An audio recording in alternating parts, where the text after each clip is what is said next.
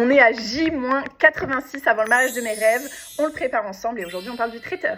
Je suis assise à la petite table de dessin de Lou. Franchement, j'ai trouvé que la majorité des traiteurs, dans l'ambiance de mariage qu'on préparait, ils se prenaient trop au sérieux. Vraiment beaucoup trop. Donc, le critère principal, comme je pense la majorité des mariés, c'était de choisir un bon rapport qualité-prix. Quelque chose de moins pompeux, qui se la joue un peu moins, mais de toujours haut de gamme dans l'assiette. À un moment, on a envisagé un traiteur italien parce que c'est notre cuisine préférée avec Aladdin. Et dès que tu veux quelque chose de spécialisé, ça coûte tout de suite beaucoup plus cher. Encore, j'ai cru que j'allais abandonner après une dizaine de devis. Mais là, miracle. Quoi, il faut toujours parler de ses problèmes avec ses amis. Nos amis nous parlent de leur traiteur de mariage et de leurs tarifs et surtout nous disent que c'était très bon parce qu'ils ont fait une dégustation. Donc moi, complètement crazy que je suis, je signe avec ce traiteur avant même d'avoir goûté. C'est vraiment parce qu'on a les mêmes goûts en nourriture que j'ai fait ça, mais c'était quand même un peu bold. On a quand même fait la dégustation après la signature. Je vous ferai une autre vidéo par rapport à cette dégustation et on l'a choisi. Mes conseils, le premier c'est de vous fier aux gens qui ont déjà goûté ce traiteur. Évidemment, s'il y a du bouche à oreille, ça fait plaisir. Les recommandations, c'est hyper précieux dans le milieu des mariages. Le deuxième conseil, c'est de pas forcément vous fier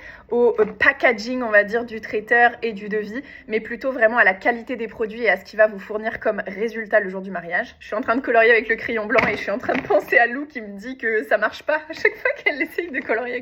Il marche plus, il faut le réparer. Et surtout, restez aligné avec vos goûts à vous et pas seulement ce qui se fait dans le milieu des mariages, parce que parfois c'est pas très bon et c'est sur ça qu'on finit.